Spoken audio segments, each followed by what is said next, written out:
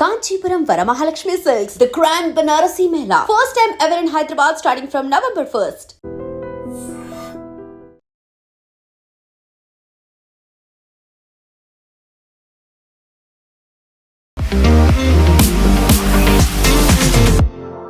దేశ రాజధాని ఒక్కసారిగా ఉలిక్కిపడింది. అనుకోకుండా ఎలా జరిగిందో ఎవరు చేశారో తెలియకుండానే బాంబు పేలింది.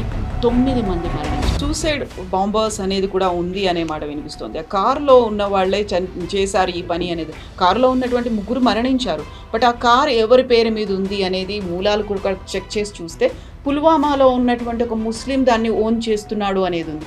ఆ 3 ఎవరు అనే దాన్ని కూడా ఇప్పుడు పెద్ద క్వశ్చన్ మార్క్ అయింది. పోలీసు వాళ్ళు ఏమంటున్నారంటే 3 గంటల సేపు ఇది రెడ్ ఫోర్ట్ పార్కింగ్లో ఈ కారు ఉండే 3 గంటల సేపు. దాని తర్వాత అక్కడి నుంచి బయటికి తీస్తున్నప్పుడు ఒక డ్రైవర్ చాలా క్లియర్గా కనిపిస్తున్నారు, కానీ వెనక సీట్లు ఎవరైనా ఉన్నారో కనిపించట్లేదు క్లియర్గా. So we still don't know. దానిలో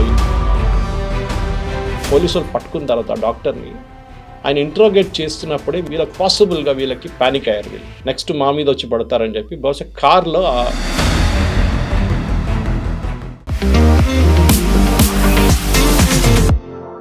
నమస్తే, నేను Kavitha. Welcome to iDream news and నిజాలు.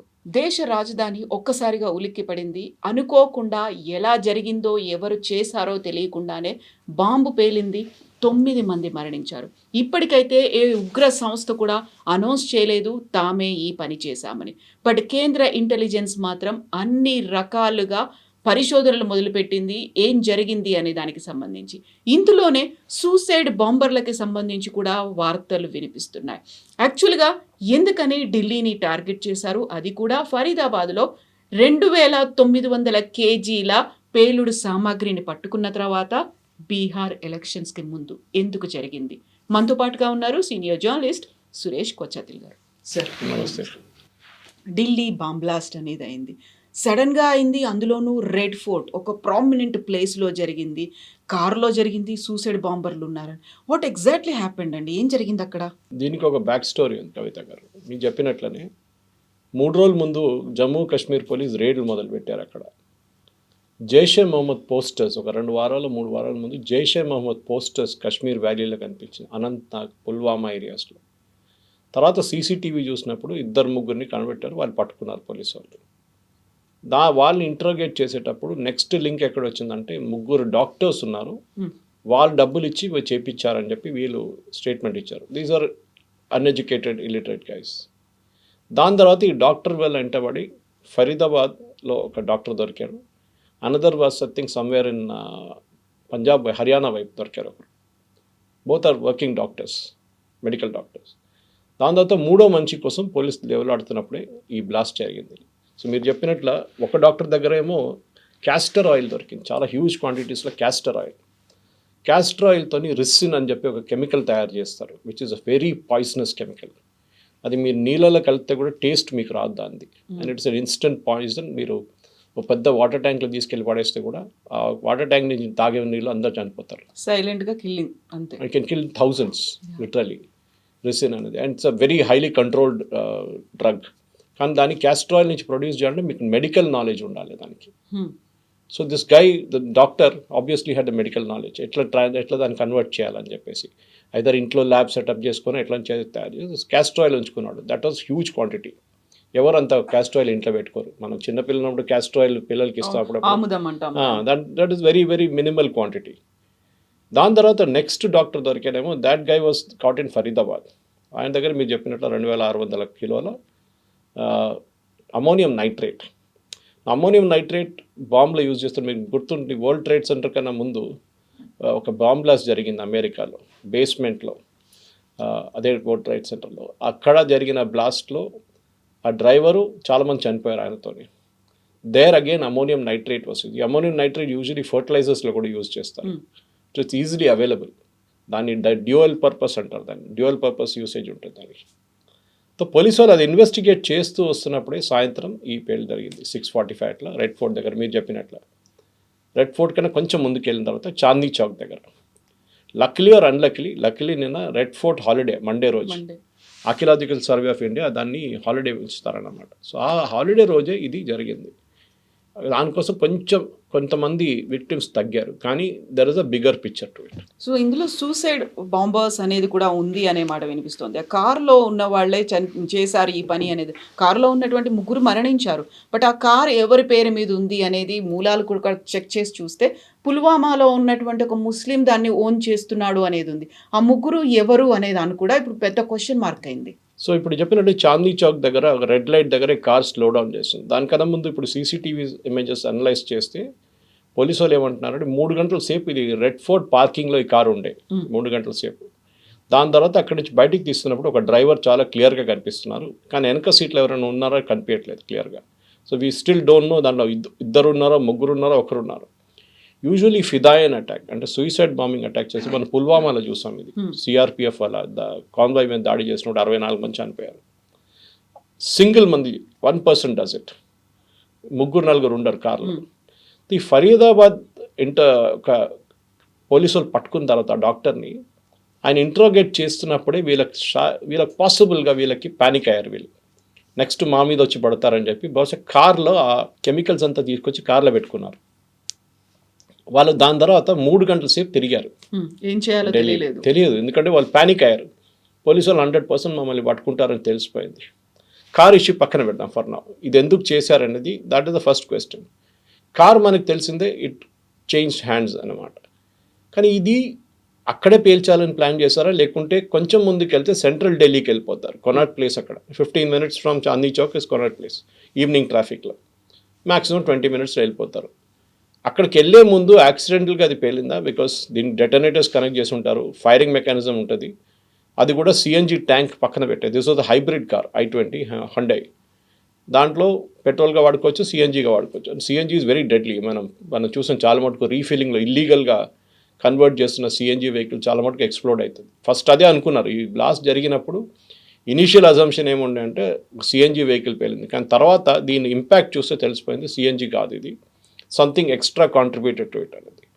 సో దాని తర్వాత వెహికల్ని అనలైజ్ చేశారు, ఎందుకంటే అక్కడి నుంచే కదా మాకు మెయిన్ ఇది వస్తుంది, టిప్స్ వస్తుంది. వెహికల్ అనలైజ్ చేస్తే మీరు చెప్పినట్లు first it is own by somebody from Haryana, Salman అని చెప్పక ఆయన హర్యానా రిజిస్ట్రేషన్ ఉండే. ఆయన ఏమన్నారు, నేను ఓక్లాలో ఒక దేవేందర్ అన్న మంచిగా అమ్మానని చెప్పారు. సో దేవేందర్ని కూడా పోలీసులు కస్టడీలు తీసుకున్నారు.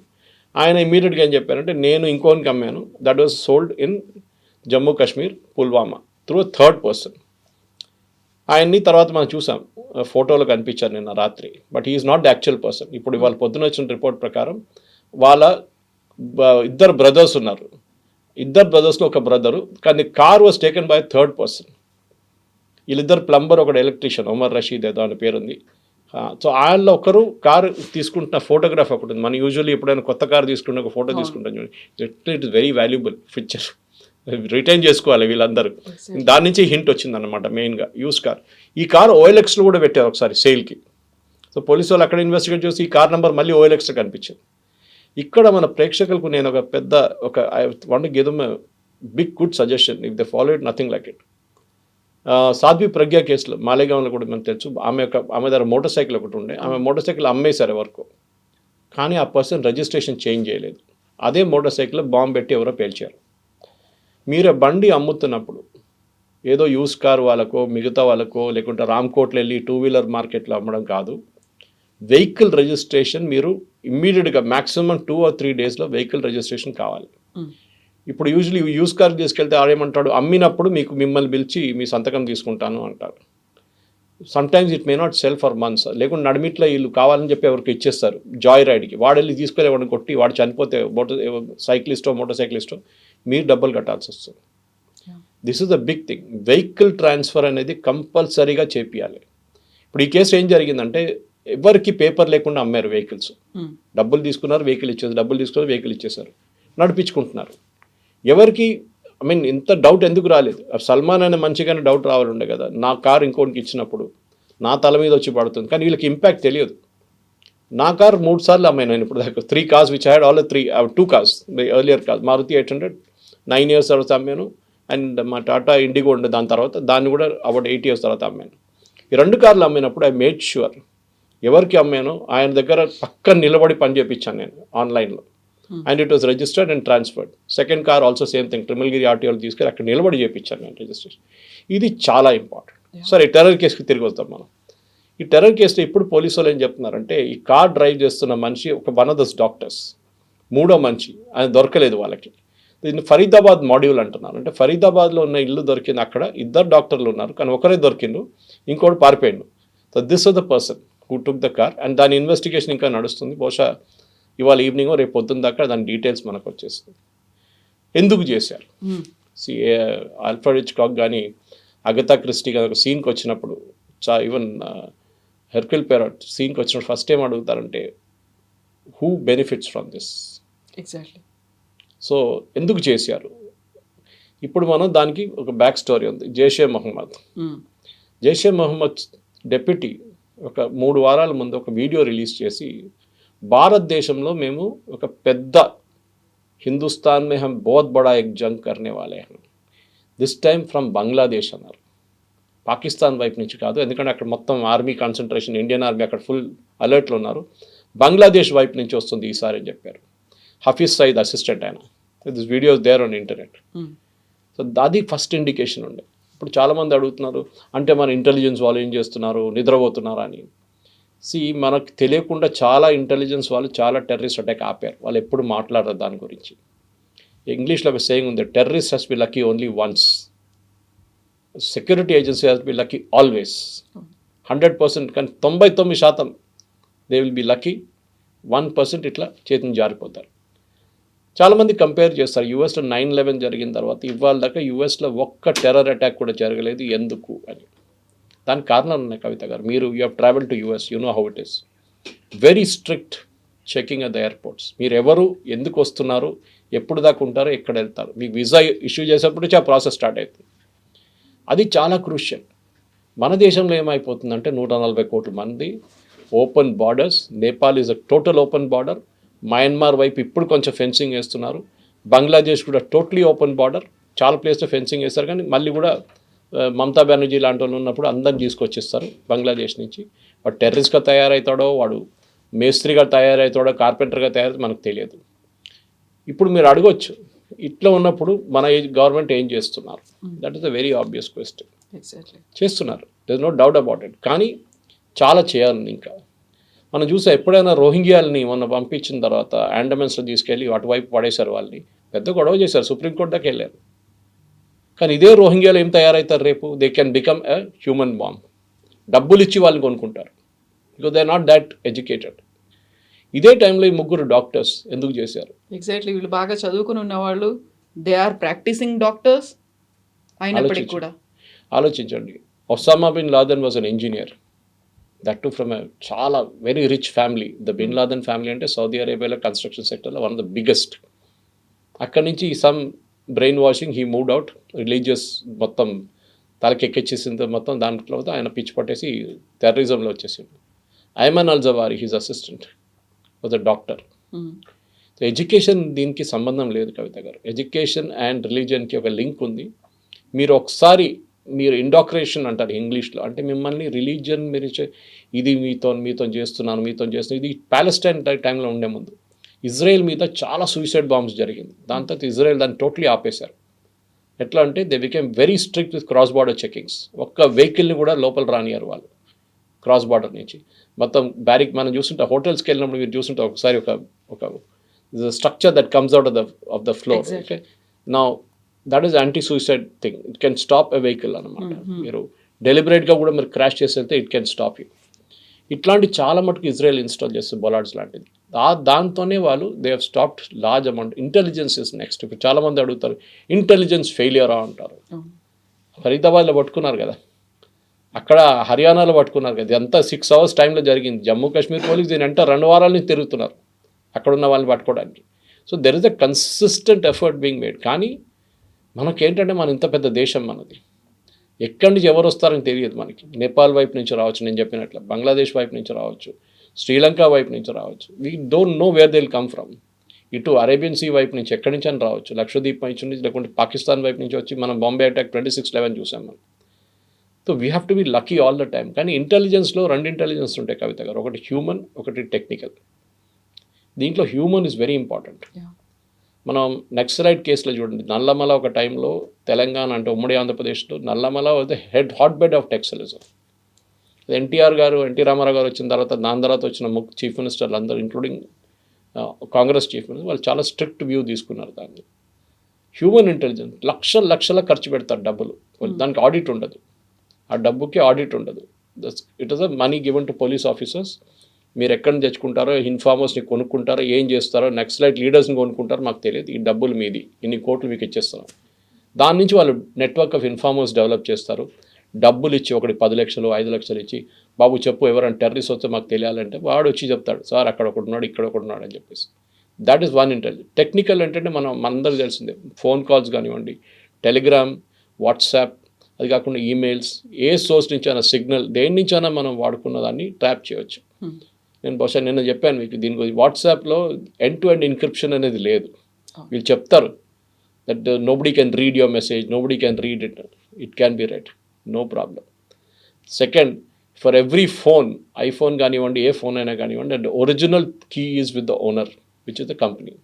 వాళ్ళు ఏం కావాలంటే చేయొచ్చు. వాళ్ళు కావాలంటే అప్డేట్ చేస్తున్నాడు సాఫ్ట్వేర్ని, updation is mean they are controlling your phone. అది మీ phone is out of this updation range, అది కొత్త వర్షన్ వచ్చింది మార్చుకోండి, got an old version in your phone అని చెప్తారు. ఎందుకు? ఆ ఫోన్కి తెలుసు మీ దగ్గర ఓల్డ్ వర్షన్ ఉందని. Same with your laptop. మీరు ల్యాప్టాప్లో విండోస్ అప్డేట్ చేయకపోతే ఒకసారి చెప్తాను, windows is not updated, please update your windows. So this technical intelligence కూడా చాలా ఇంపార్టెంట్. మన దేశంలో NTR, national technical research organisation అని చెప్పి జనరల్ వీకే సింగ్ ఉన్న టైంలో సెటప్ చేశారు. పెద్ద కాంట్రవర్సీ అయింది, మీకు గుర్తుంటుంది. ఆయన ఇంటి బయట ఎవరో ఒక వెహికల్ పెట్టారు అని చెప్పి పెద్ద గొడవ జరిగింది ఆ టైంలో. And then it was disbanded. And Ajit Doval గారు తిరిగి వచ్చిన తర్వాత దాన్ని మళ్ళీ రీఇన్స్టాల్ చేశారు. టెక్నికల్ ఇంటెలిజెన్స్ చాలా ఇంపార్టెంట్. ఎందుకంటే ఈ terrorist usually satellite phones use చేస్తారు, ఇరిడియం లాంటి ఫోన్స్ అంతా. దాన్ని ట్రాక్ చేయడం చాలా కష్టం. కానీ ఇప్పుడు దాని కూడా టెక్నాలజీ ఉంది. కొన్ని దేశాలు అయితే బ్యాన్ చేసేసారు. For example, if you go to Ladakh, you cannot carry a satellite phone. మీరు ఎయిర్పోర్ట్లోనే వాళ్ళు కాన్ఫిస్కేట్ చేసేస్తారు దాన్ని. సో అట్లాంటి పరిస్థితుల్లో మనం డెఫినెట్గా టెక్నికల్ ఇంటెలిజెన్స్ మీద చాలా మటుకు మన నిఘా ఉంటుంది. అది నడుస్తుంది, మనకు తెలియదు. నార్మల్ ప్రజలకి ఏం నడుస్తుందో, రా వాళ్ళు చేస్తున్నారో, ఐబీ వాళ్ళు చేస్తున్నారో, మిగతా వాళ్ళు చేస్తున్నారో, వీ జస్ట్ డోంట్ నో. కానీ మన టెక్నికల్ కాంపిటెన్స్ చాలా మటుకు పెరిగింది, ఎస్పెషలీ 26/11 తర్వాత. అప్పుడు మనకు గుర్తుంటుంది, మానేసార్ నుంచి ఢిల్లీ ఎయిర్పోర్ట్కి రావడానికి 2 గంటల సేపు పడుతుండే హర్యానా నుంచి. NSG headquarters Manesar. అక్కడి నుంచి ఫ్లైట్లో ముంబైకి వెళ్ళడానికి మళ్ళీ ఒక 1.5 2 గంటలు తీసుకుంటుంది. They reach at 4:30 in the morning. పెద్ద స్టోరీ ఆర్వీఎస్ మణి గారి బుక్లో ఉంది, ఎందుకు జరిగింది, శివరాజ్ పాటిల్ ఎట్లా ఆపారు వాళ్ళు ఎందుకు వెళ్ళనీయలేదు బాంబేకి అని చెప్పేసి. నౌ ఎవ్రీ సిటీ దగ్గర ఒక హబ్ ఉంది. మన దగ్గర ఇబ్రాహీంపట్నం వైపు ఉంది, ముందు ట్రిమల్గిరి దగ్గర ఉండే ఎన్ఎస్జీ హబ్. ఎన్ఎస్జీ వాళ్ళ దగ్గర 2 కాంపిటెన్సీస్ ఉన్నాయి. ఒకటి క్లోజ్ క్వార్టర్ సెక్యూరిటీ, అంటే ఉన్న విఐపీని ప్రొటెక్ట్ చేయడానికి ముందు వాళ్ళని పెట్టుకున్నారు, తర్వాత తీసేశారు. ఇప్పుడు వాళ్ళు ఆ డ్యూటీలో వారు ఇప్పుడు లేరు. వాళ్ళు హైజాకింగ్ కానివ్వండి, మోడర్న్ డే అర్బన్ వార్ఫేర్, అది కాకుండా మిగతా ఏదైనా అర్బన్ రిలేటెడ్ టెర్రరిస్ట్ యాక్టివిటీని వాళ్ళు డీల్ చేస్తారు. వాళ్ళ దాంట్లో 2వ డివిజన్ ఈజ్ ఇన్వెస్టిగేషన్ డివిజన్. సైంటిఫిక్గా, ఫర్ ఎగ్జాంపుల్, ఒక బాంబ్ బ్లాస్ట్ జరిగింది అనుకోండి, ద మోస్ట్ క్రూషియల్ థింగ్, అది నిన్న చూసి నాకు చాలా బాధ అనిపించింది కవిత గారు, అందరు అక్కడిక్కడ నడుస్తున్నారు, పబ్లిక్ ఫోటోలు తీసుకుంటున్నారు, సెల్ఫీలు తీసుకుంటున్నారు. ఆ క్రైమ్ సీన్ని మీరు ముట్టకూడదు. అది ఇజ్రాయెల్ దగ్గర నుంచి నేర్చుకోవాలి. వాళ్ళ దగ్గర ఒక బాంబ్ బ్లాస్టో లేదు ఏదైనా జరిగితే they cordon off the entire area. Of course వాళ్ళ పాపులేషన్ తక్కువ ఉందనుకోండి. మన దగ్గర చాందీ చౌక్ లాంటి ప్లేస్లో they would have destroyed the complete evidence. కింద పడున్న కెమికల్ ఏదైనా ఉంటే ఆ కార్ నుంచి, అది ఎవడో షూస్ కిందనో వెళ్ళిపోతుంది అట్లనే అది. So you should not touch. అది ఒక పెద్ద, నిన్న చూసి అదే ఒక I was really disturbed. Security వాళ్ళు వచ్చే ముందు వీళ్ళందరూ they already got in to the action. సరే, మీరు ప్యాసింజర్స్ని రెస్క్యూ చేస్తున్నారో అదంటే that's a different thing, I can appreciate. కానీ ఆ క్రైమ్ సీన్ నుంచి జరిగిపోవాలి. మన హైదరాబాద్లో కూడా దిల్సుఖ్ నగర్ బ్లాస్ట్ జరిగింది, లుంబిని పార్క్లో బ్లాస్ట్ జరిగింది, గోకుల్ చాట్లో బ్లాస్ట్ జరిగింది, మెక్కా మస్జిద్లో జరిగింది. ఇక్కడ అన్ని చోట్లలో మనం చూసాం, ఎక్సెప్ట్ ఫర్ లుంబిని పార్క్, అక్కడ కొంచెం క్రౌడ్ని ఇమీడియట్ మూవ్ చేసేస్తారు. మిగతా అన్ని ప్లేసెస్లో మన వాళ్ళు వచ్చి అక్కడ ఇక్కడ నడుచుకుంటూ వెళ్ళారు. That destroy the evidence will get destroy. రేపు కోర్టులో వీళ్ళని ప్రాసిక్యూట్ చేయాలంటే ఎవిడెన్స్ కావాలి మనకి. This is very important. ఈ మధ్యనే ఇంటెలిజెన్స్ రిపోర్ట్స్ అనేవి వచ్చాయి అనేది, పీఓకేలోకి ఎంటర్ అయిపోయారు అనేది, లైన్ ఆఫ్ కంట్రోల్లో కూడా ఎంటర్ అయిపోయారు, డ్రోన్స్తో వాళ్ళు ఆపరేట్ చేశారు, ఎక్కడైతే వీకర్గా ఉందో ఎక్కడైతే వల్నరబుల్గా ఉందో అక్కడ నుంచి వాళ్ళు లోపలికి వచ్చారు. దే ఆర్ ప్లానింగ్ 2 రకాలుగా చేస్తున్నారు. ఒకటేమో డ్రగ్స్ కావచ్చు, లేకపోతే ఇల్లీగల్గా వెపన్స్ని ఒక మాఫియా లాగా చేస్తున్నారు. ఇంకొకటి ఇక్కడ ఉన్నటువంటి స్లీపర్ సెల్స్ని చాలా యాక్టివ్ చేస్తున్నారు అనే దాంతో పాటుగా ఎక్కడైనా సూసైడ్ ఫిదాయిన్ అటాక్స్ చేయడానికి కూడా సూసైడ్ బాంబర్లు కూడా రెడీగా ఉన్నారు, వాళ్ళని యాక్టివేట్ చేస్తున్నారు అనే మాట. సో అది వచ్చినటువంటి 1 వీక్లోనే ఈ ఇన్సిడెంట్ జరిగింది అంటే మీరు చెప్పినట్టుగా ప్రతిదానికి జాయినింగ్ ద డాట్స్ అనుకుంటే they have a bigger plan అని అర్థమవుతోంది కదా. కరెక్ట్. ఇప్పుడు అదే జరిగింది. ఇప్పుడు ఈ కేసులో it is more of a local. ఇప్పుడు పాకిస్తాన్ వాళ్ళు అదే అంటారు, ఇప్పుడు మమ్మల్ని ఎందుకు అంటున్నారు, మీ వాళ్ళే చేపించారు కదా అంటారు. అఫ్కోర్స్ జైషే మొహమ్మద్ ఉండేది పాకిస్తాన్లో, కానీ మన దగ్గర ఉన్న ఎడ్యుకేటెడ్ స్లీపర్ సెల్స్ని యాక్టివేట్ చేస్తున్నారు. మీకేమో అనిపిస్తుంది, మీ పక్కన ఉన్నవాడు ఒకడు పోరోడు పొద్దున ఉద్యోగానికి వెళ్తున్నాడు, మిల్క్ ప్యాకెట్ తీసుకున్నాడు, చాయ్ తయారు చేస్తాడు, బ్రేక్ఫాస్ట్ తయారు చేసి ఉద్యోగానికి వెళ్తున్నాడు, మళ్ళీ సాయంత్రం వస్తాడు, షూస్ క్లీన్ చేస్తున్నాడు, మిగతా కార్ తీస్తున్నాడు, కార్ క్లీన్ చేస్తున్నాడు, రెగ్యులర్ యాక్టివిటీ ఉంటుంది. కానీ మీరు ఎప్పుడు సస్పెక్ట్ చేయరు that he can be a sleeper cell. ఆ నార్మల్ పర్సన్ నుంచి స్లీపర్ సెల్ మూవ్ అయ్యేది ఒక పర్సనల్ డిసిషన్. అది ఒక doctor, why should he get involved in a terrorist activity? అక్కడే వస్తుంది రిలీజియన్ అనేది. మిమ్మల్ని బ్రెయిన్ వాష్ చేస్తారు, ఎందుకంటే వీళ్ళు డబ్బులు పెట్టి కొనక్కర్లేదు, వీళ్ళ దగ్గర డబ్బులు ఉంటుంది. Especially rich people like doctors, I'm assuming at least well to do, నా రిచ్ అని చెప్పలేము. అట్లాంటి వాళ్ళని వీళ్ళు రిలీజియన్ పెట్టి చేస్తారు. చూడండి మిమ్మల్ని ఇట్లాంటి దారుణం పని చేస్తున్నారు, Indian government is doing, Modi is doing this, అది ఇది అని చెప్పి బ్రెయిన్ వాష్ చేస్తారు. యాజ్ ఇట్ ఈస్ మన పాలిటిక్స్లో అది ఉంది. ఎందుకంటే మనం చూస్తాం ఈ కాంగ్రెస్ లీడర్స్ కానివ్వండి, మిగతా కొంతమంది రిలీజియన్ని వాడుకుంటారు వాళ్ళు ఎప్పుడైనా. అది చాలా డేంజరస్. ఈవెన్ ఇప్పుడు బీజేపీ మీద కూడా వీళ్ళు అక్యూజ్ చేస్తారు, వాళ్ళు హిందువులు మరి మేము ముస్లిమ్స్ అని. అది కాదు. ఈ కేసులో చూడండి, హిందూ ముస్లిం అని చూడలేదు, అక్కడ తీసుకొచ్చి బ్లాస్ట్ చేసినప్పుడు ఎంతమంది చనిపోయారు తెలియదు మనకి. లక్కీలీ ఆ రోజు రెడ్ ఫోర్ట్ హాలిడే ఉండే, ఆ రోజు దట్ ఈస్ మండే రోజు, ఆర్కియాలజీ సర్వే ఆఫ్ ఇండియా ఎక్కడైనా కానీ హాలిడే ఉంటుంది. సో క్రౌడ్ అక్కడ తక్కువ ఉండే. కానీ వీళ్ళు సెంట్రల్ ఢిల్లీకి వెళ్ళారు అనుకోండి, అక్కడ పరిస్థితి దారుణం అవుతుండే, ఎస్పెషల్లీ కొనాట్ ప్లేస్ లాంటి ప్లేస్లో ఇంక చాలామంది చనిపోతుండే. So we have to first find out motivation of why people do what they do. ఇప్పుడు కసబ్ కానీ మిగతా వాళ్ళు కానీ they were uneducated fellows, illiterate fellows. వాళ్ళు ఈజీలీ డబ్బులు పెట్టి కొనుక్కున్నారు వాళ్ళు, మీ ఫ్యామిలీని మేము చూసుకుంటాం. ఇది ఇజ్రాయెల్ వాళ్ళ పాలసీ కూడా. ఇజ్రాయెల్ ప్యాలెస్టీన్తో గాజా లాంటి మిగతా దానికన్నా ముందు when they were dealing with suicide bombers, వాళ్ళు ఏం చేస్తారంటే సూసైడ్ బాంబర్ వచ్చి మన దగ్గర బాంబ్ చేసి వెళ్తే, ఇజ్రాయెల్లో బాంబ్ చేసి వెళ్తే, వాడు ఇల్లు ఎక్కడ ఉందో అక్కడ వెళ్ళి ఇల్లు మొత్తం ధ్వంసం చేస్తారు బుల్డోజర్ పెట్టి. అది యోగి ఆదిత్యనాథ్ కూడా చేసి ఉంటారు, మీరు చూస్తున్నారు. అది ద ఐడియా ఈజ్, నువ్వు పోతే పో, మీ ఫ్యామిలీ కూడా ఉండరు అని. ఎందుకంటే వీళ్ళకి డబ్బులు ఇచ్చి మీ ఫ్యామిలీని మేము అడ్డుకుంటాం, మేము చూసుకుంటాం, వాళ్ళకి ₹1 కోటి ఇస్తాం, నువ్వు హ్యాపీగా వెళ్ళి సూసైడ్ బాంబ్ చేసుకొని చనిపో, నువ్వు జహన్నంకి వెళ్ళిపోతావు, అక్కడ ఊర్లు నీకోసం ఎదురు చూస్తున్నారని చెప్తారు. కానీ దిస్ ఇస్ ద థింగ్, మీరు ఫియర్ ఆఫ్ గాడ్ అన్నమాట. వాళ్ళని నువ్వు పోతే పోయినావు కానీ నీ ఇల్లు ఉండదు, నీ ఫ్యామిలీ ఉండదు, మొత్తం అందరిని ధ్వంసం చేస్తామంటే వాడు 2 సార్లు ఆలోచిస్తాడు, ఇది నేను చేయాలన్నా వద్దని. We don't know. ఈ ఇద్దరు కస్టడీలో ఉన్న డాక్టర్స్ని ఇంటరోగేట్ చేస్తే వాట్ మోటివేటెడ్ దెమ్, ఎందుకు చేస్తున్నారు ఇట్లాంటి పనులు అనేది అప్పుడు తెలుస్తుంది. It is sheer hate for India, Bharat, or sheer hate against Hindus, ఏదైనా కానివ్వండి, or sheer hate against the Jammu Kashmir government, చెప్పలేం మనం, or motivation from terrorist across the border. మీరు అక్కడ స్లీపర్ సెల్స్ని వాళ్ళు ఐడెంటిఫై చేసి అక్కడ మిగతా 3rd గల్ఫ్ స్టేట్స్కి తీసుకెళ్ళి అక్కడ కలిసి అక్కడ బ్రెయిన్ వాష్ చేసి అక్కడి నుంచి మళ్ళీ మీరు వచ్చి మొత్తం రెడీగా తయారవుతారు. మీరు గుర్తుంటుంది కవిత గారు, అలీగఢ్లో ఒక రేడ్ జరిగింది, Uttar Pradesh Bareilly Aligarh, I don't remember. 2047 కన్నా ఇండియాలో ఒక ఇస్లామిక్ స్టేట్ పెడతామని చెప్పి PFI డాక్యుమెంట్ ఒకటి దొరికింది వాళ్ళకి. It's very exhaustive document. Popular front of India తయారైంది కేరళ నుంచి, బ్యాన్ అయింది. దాని తర్వాత వాళ్ళ పొలిటికల్ ఆర్గనైజేషన్ పేరు SDPI. దీనికన్నా ముందు డిస్కస్ చేస్తాం మనం. వాళ్ళు ఈ హిజాబ్ ఇష్యూ వచ్చినప్పుడు కర్ణాటకలో, హిజాబ్ ఇష్యూ వచ్చినప్పుడు కర్ణాటకలో చాలా యాక్టివ్ ఉన్నారు. కానీ ఈ డాక్యుమెంట్ దొరికింది బీహార్లో, యూపీలో. ఎట్లా దొరికిందండి అక్కడ? అంటే the extended wing has gone all the way. Network అంతలా ఎక్స్పాండ్. మన ఢిల్లీ రైట్స్ చూసినప్పుడు ఇప్పుడు షర్జీల్ ఇమాం వీళ్ళు బెయిల్ అప్లై చేస్తున్న ఏమంటున్నారు, మేము ఏం చేయలేదు, మేము ప్రొటెస్ట్ చేసాం. ప్రొటెస్ట్ చేస్తే 54 మంది ఎట్లా చనిపోయారండి? There were bomb blast, killing, firing అన్నీ జరిగింది కదా. ఇది మన ప్రాబ్లం ఎక్కడ వస్తుందంటే ఇట్ స్టార్ట్స్ విత్ మన యూనివర్సిటీస్. మనం ఎప్పుడు అనుకుంటాం ఫోనియలే లెఫ్టిస్ట్ కదా, ముందు నేను కూడా ఉస్మానియాలో చదివిన, అప్పుడు PDSU, RSU అన్నీ ఉండే ఆ టైంలో. అప్పుడు ABVP బయటకు దిగడానికి భయపడుతుండే. రామచంద్రరావు లాంటి, మురళీధర్ రావు లాంటి వాళ్ళు భయపడుతుండే.